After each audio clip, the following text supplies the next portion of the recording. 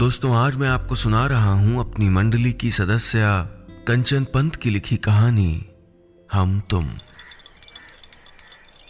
Breakfast table पे cornflakes निगलता हुआ मैं लैपटॉप पर पीपीटी के पॉइंटर्स चेक कर रहा था। अगले हफ्ते ऑस्ट्रेलिया के एक बड़े क्लाइंट के साथ मीटिंग थी।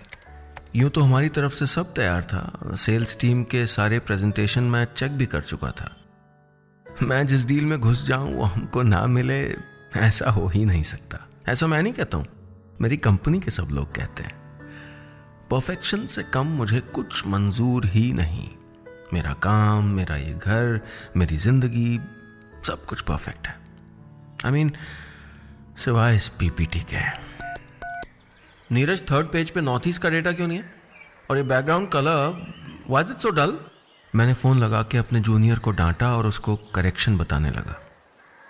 उससे बात करके फोन रखा ही था कि घंटी फिर बजी। मैंने लैपटॉप से नजर हटाकर मोबाइल स्क्रीन पे देखा। मेरे दोस्त अतुल का फोन था। Atul, give me an hour, अभी फोन करता हूँ, मैंने फोन उठा के कहा। मेरी नजरें अब भी लैपटॉप पे खुले पीपीटी को टटोल रही थी। अरे कोई आवर नहीं, आधे घंटे में पिक कर रहा हूं तुझको, तैयार है ना? अतुल ने बस इतना ही कहा और फोन रख दिया। हद है, ये कोई बात हुई कि आधे घंटे में पिक कर रहा हूं? अरे काम करता हूं मैं, इतना बड़ा ऑफिस चलाता हूं, एक महीने का कैलेंडर बुक रहता है, साल भर के टूर लिस्टेड रहते हैं। अचानक से आधे घंटे के नोटिस पे घूमने चल दूं? ओके फाइन, नोटिस आधे घंटे का नहीं था। ये प्लान पिछले महीने बन चुका था कि 8 मार्च यानी हमारे कॉलेज के रियूनियन के दिन हम नैनीताल जाएंगे। ठीक है यार, हर बार तेरी वजह से प्रोग्राम कैंसिल करना पड़ता है। इस बार हम जा रहे हैं, मतलब जा रहे हैं, अतुल ने कहा था। अब इस हम में कौन कौन शामिल है मुझको नहीं पता। मेरा तो कॉलेज के बाद से ही सबसे लिंक टूट गया था। पहले एमबीए, फिर नौकरी। सिर्फ 8 साल में अपनी कंपनी में वाइस प्रेसिडेंट बन गया था मैं। दोस्तों में उलझा रहता तो कहाँ हो पाता। बस अतुल ही था जिससे बातचीत हो जाती थी कभी कभी, और जितना उसको मैं जानता था उससे ये तो तय था कि आधा घंटा बीतने से पहले ही वो यहाँ धमक जाएगा। मैंने जल्दी जल्दी अपनी टीम को कुछ इंस्ट्रक्शंस मेल किए और नहाने की सोच ही रहा था कि एक कार का हॉर्न सुनाई दिया। 1 बार, 2 बार, 3 बार, जैसे हॉर्न ना हो, कोई ऑर्केस्ट्रा हो। इससे पहले कि हॉर्न चौथी बार बजता, मैं बाहर आया और झल्लाते हुए बोला, ये क्या तरीका है यार? सुन सकता हूं मैं, आ रहा हूं। मेरी झल्लाहट का अतुल पर कोई असर नहीं हुआ। उल्टा वो मुझे को डांटने लगा। 10 मिनट से कॉल कर रहा हूं, लेकिन आप तो बिजी होंगे हमेशा की तरह। लाओ बैग दो अपना। मैं कुछ कह नहीं जा रहा था कि तभी एक आवाज आई। आपके सर ऐसे ही नाइट सूट में चलेंगे या कपड़े बदलने का इरादा है? इस शरारती आवाज को सुनकर मैंने चौंक के ड्राइविंग सीट की ओर देखा, जिसकी विंडो से शरारती मुस्कान लिए झांक रही थी वो लड़की जो कभी मेरी सबसे अच्छी दोस्त थी। वो लड़की कभी जिसके बिना मैं रह ही नहीं पाता था। वो लड़की जिससे अब मैं कभी नहीं मिलना चाहता था। गरिमा नारंग। होठों पे शरारती हंसी, आंखों में काजल की गहरी लाइन, कंधे पे झूलते घुंघराले बाल, कलाई में मेटल की चूड़ियां। इतने साल बाद भी बिल्कुल वैसी ही थी गरिमा, बिंदास। लगा जैसे उसके व्यक्तित्व की आंच में मेरा सालों से पला हुआ गुस्सा पिघलने लगा है। लेकिन मैंने खुद को संभाल लिया। मुझे ठुकरा देने वाली उस लड़की को कैसे माफ कर सकता था मैं? हेलो। हवा में हाथ वेव करके गरिमा ने मुझको मेरे ख्याल से बाहर निकाला। अच्छा ठीक है, नाइट सूट में ही चलो, इसमें गुस्सा होने की क्या बात है? उसने शरारत से कहा। कमाल लड़की है। मेरे साथ उसने जो किया, उसके बाद भी उसके चेहरे पे न कोई गिल्ट था न कोई शर्मिंदगी। मैंने गुस्से से अतुल की ओर देखा। गरिमा हमारे साथ आ रही, ये बताना चाहिए था उसको मुझे। उसे पता तो था सब। अतुल ने सॉरी कहने वाले अंदाज में मुझको देखा और फिर इशारे से ही मुझको तैयार होने के लिए कहा।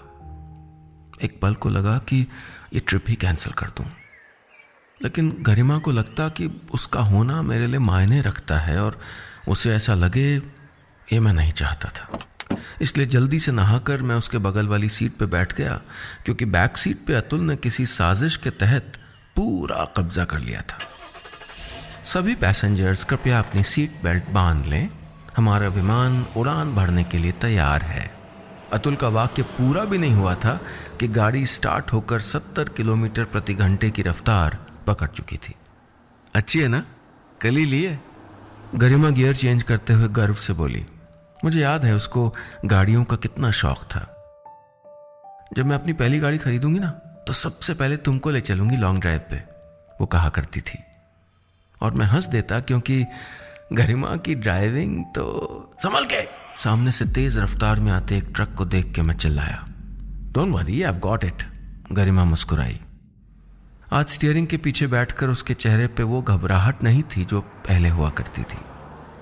एक बार दी थी मैंने उसको अपनी गाड़ी चलाने के लिए, मेरी नहीं, वैसे मेरे किसी दोस्त की गाड़ी थी जो कुछ दिनों के लिए मुझको उधार मिली हुई थी, जिसको चलाकर मैं भी खुद को बड़ा आदमी समझने लगता था।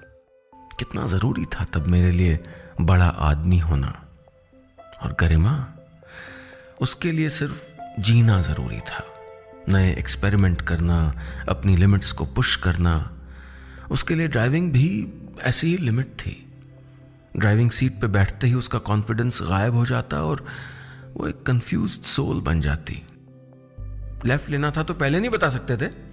यार ये रोड कितनी खराब है, मुझे क्यों डांट रहे हो, गलती उस ड्राइवर की थी। अब गियर चेंज नहीं हुआ तो मैं क्या करूं? कितने बहाने। अपनी हर गलती के लिए वो सामने वाले को ब्लेम कर देती थी। मैं कभी झल्लाता, कभी गुस्सा करता, तो कभी मुस्कुरा देता। प्यार करता था ना उससे, पर आज उसके बगल में बैठना भी मुझे असहज कर रहा था। और मेरे अंदर चल रहे इस तूफान से बेखबर वो मक्खन की तरह गाड़ी चला रही थी। गाड़ी में जगजीत सिंह की गजल बज रही थी। अपनी बेसुरी आवाज में गरिमा उनके साथ सुर मिलाने की कोशिश कर रही थी। अतुल ने छेड़ा, स्वर कोकिला, बस अब रहम करो।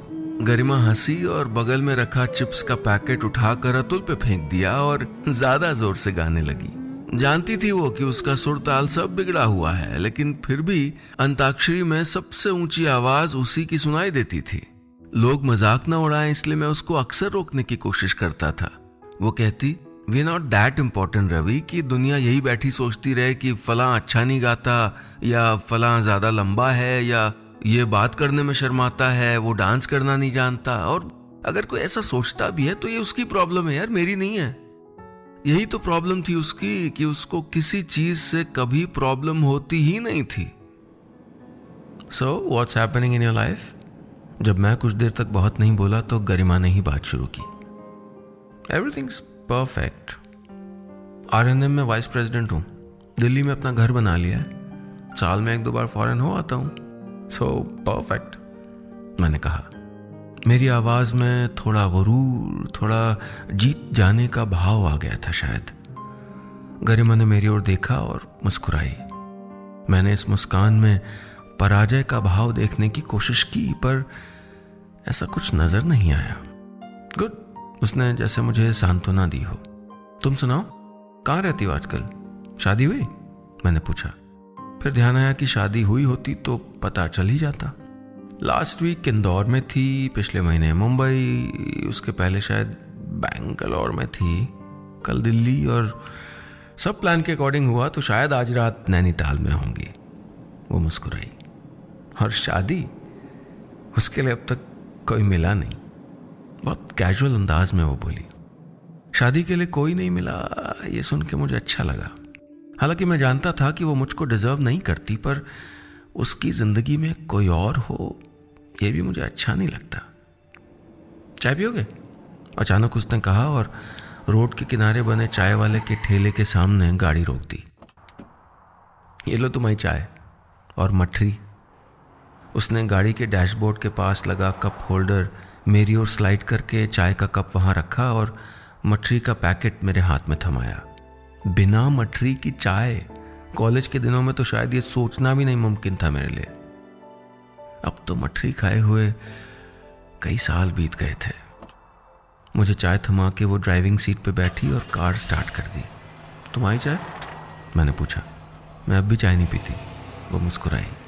मैं वाकई भूल गया था कि गरिमा तो चाय पीती ही नहीं, और उसको इतने सालों बाद भी याद था कि मुझे लंबे सफ़र में चाय की ज़रूरत पड़ती है, कि मठरी और चाय मेरी कमज़ोरी है। अगर इतना ही ख्याल था उसको मेरा, तो फिर उसने मुझसे शादी के लिए इनकार क्यों कर दिया था? दिल्ली से निकले हुए अभी हमें 6 घंटे हो चुके थे। ट्रैफिक नहीं था और जिस रफ्तार से हम जा रहे थे जल्दी ही हल्द्वानी पहुंचने वाले थे।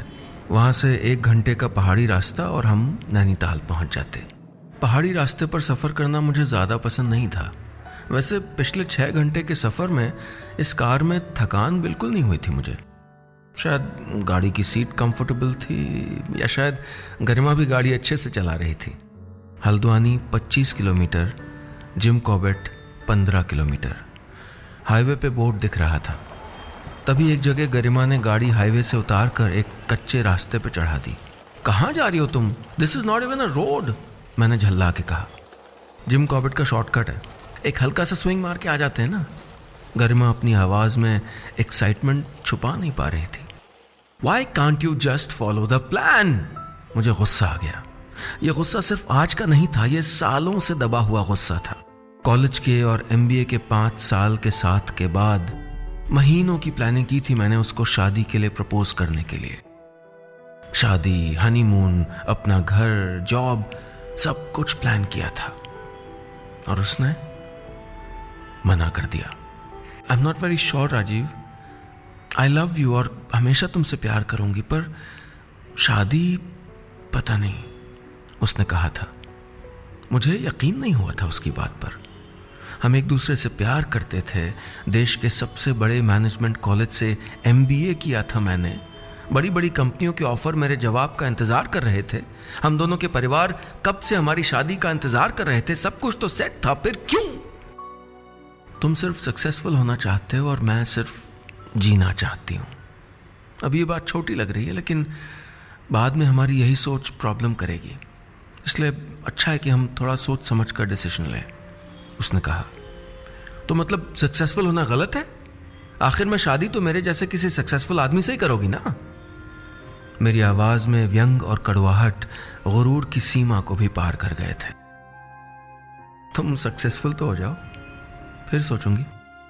पर मेरी सक्सेस का क्राइटेरिया थोड़ा अलग है, उसने कहा। उसकी आवाज में ना तो कोई गुस्सा था ना आवेश। मैंने उसके बाद कुछ नहीं सुना। ईगो हर्ट हुआ था मेरा, फिर सोचने का तो सवाल ही नहीं था। पिछले 8 सालों में मैंने बहुत कोशिश की थी गरिमा के बारे में ना सोचने की, लेकिन उससे नाराजगी के बहाने ही सही मैंने सोचा हर पल उसे ही था। जिम कॉर्बेट में एक नदी के पास गाड़ी लाकर रोकी थी गरिमा ने। अतुल तो जंगल और नदी एक साथ देखकर खुशी से पागल ही हो गया। मैं आसपास छोटा सा राउंड मार के आता हूं, उसने कहा और निकल गया। गरिमा अपना कैमरा निकालकर फोटो खींचने लगी। मेरी नजरें नदी के प्रवाह पे टिकी थी। पानी इतना साफ था कि नदी का तला नजर आ रहा था। अगर स्विमिंग कॉस्ट्यूम होता मेरे पास और सर्दी लगने का डर नहीं होता तो शायद मैं एक डुबकी लगा ही लेता। इतना ही माने तो डुबकी लगा क्यों नहीं लेते? गरिमा ने पता नहीं मेरे मन को कैसे पढ़ लिया। नो वे, ऐसे चलते रास्ते कोई नदी में कूदता है क्या? मैंने कहा तो गरिमा ने मुझे अजीब नजरों से देखा, जैसे उसे मुझ पर दया आ रही हो, जैसे उसे मेरे लिए दुख हो रहा हो। तुम आज भी नहीं बदले ना? बताओ, आखिरी बार बिना प्लानिंग के तुमने क्या किया? या बिना प्रॉफिट लॉस का सोचे कौन सा काम किया तुमने? वो बोली। सोच समझ के काम करता हूं, इसीलिए आज इतना सक्सेसफुल हूं और तभी अपने लिए परफेक्ट लाइफ बना पाया हूं, मैंने अपने सन ग्लासेस लगाते हुए कहा। अगर इतनी परफेक्ट लाइफ है तुम्हारी तो तुमको बार बार ये बताना क्यों पड़ता है? इस बार गरिमा भी झल्ला गई, हालांकि उसने तुरंत ही खुद को संभाल भी लिया। आई एम सॉरी, अतुल को आ जाने दो, फिर चलते हैं। अब कोई प्लान चेंज नहीं होगा, उसने संजीदगी से कहा। पूरे सफर में शायद पहली बार गरिमा के चेहरे की मुस्कान बुझी थी और पता नहीं क्यों मुझे अच्छा नहीं लगा। मुझे वाकई याद नहीं था कि आखिरी बार मैं कब खिलखिला के हंसा था, आखिरी बार कब बिना बताए किसी दोस्त के घर पहुंच गया था, आखिरी बार कब बिना प्लान के फिल्म देखने चला गया था, ऑफिस से बिना किसी काम के आखिरी बार छुट्टी कब ली थी, कब आखिरी बार किसी की तारीफ की थी। सच कह रही थी गरिमा, मेरी जिंदगी वाकई परफेक्ट नहीं थी। हमारी गाड़ी कॉलेज के गेट पर आकर रुक गई थी। अतुल गाड़ी से उतरा, डिक्की से अपना सामान उतारा और बोला, बहुत टाइम लग गया यार। वाकई बहुत टाइम लग गया था। बड़ी चीजों के पीछे अक्सर जिन छोटी चीजों को हम छोड़ देते हैं, बाद में एहसास होता है कि खुशियां दरअसल उन्हीं चीजों में होती हैं। कहीं मुझे बहुत देर तो नहीं हो गई थी। मैंने गरिमा की ओर देखा। वो गाड़ी से अपना सामान समेट रही थी। हमेशा की तरह उसका पर्स, जैकेट, कैमरे का charger, scarf, extra shoes, chips के पैकेट गाड़ी में यूं ही बिखरे पड़े थे। उसे एक हाथ में छोटे छोटे 10 सामान संभालते देखकर मुझको हंसी आ गई। पता नहीं ये लड़की अपना सामान पैक करना क्यों नहीं सीखती। उसकी इन आदतों से पहले झल्लाहट होती थी मुझको। परफेक्शन की इतनी आदत थी कि कभी नजर ही नहीं आया कि इम्परफेक्शन ही जिंदगी को शेड देते हैं। अब गाड़ी में बैठा रहेगा कि हेल्प करेगा मेरी? अतुल की आवाज से मेरा ध्यान टूटा। मैंने एक नजर उसको देखा, फिर गरिमा की ओर देखा और उससे बोला, अतुल तू जा, हम दोनों जरा नदी में तैर के आते हैं। मेरी बात सुनकर गरिमा चौंक गई। उसने हैरानी से मेरी ओर देखा, जैसे मुझे पढ़ने की कोशिश कर रही हो। देख क्या रही हो, चलो, मैंने कहा। मुझे अपनी आवाज में गरिमा सुनाई दे रही थी। वो मुस्कुराई और ड्राइविंग सीट पर आकर गाड़ी स्टार्ट कर दी। कामयाबी का क्राइटेरिया क्या है ये आज मुझे समझ में आया था। अब मेरी जिंदगी वाकई परफेक्ट हो गई थी। बस इतनी सी थी ये कहानी।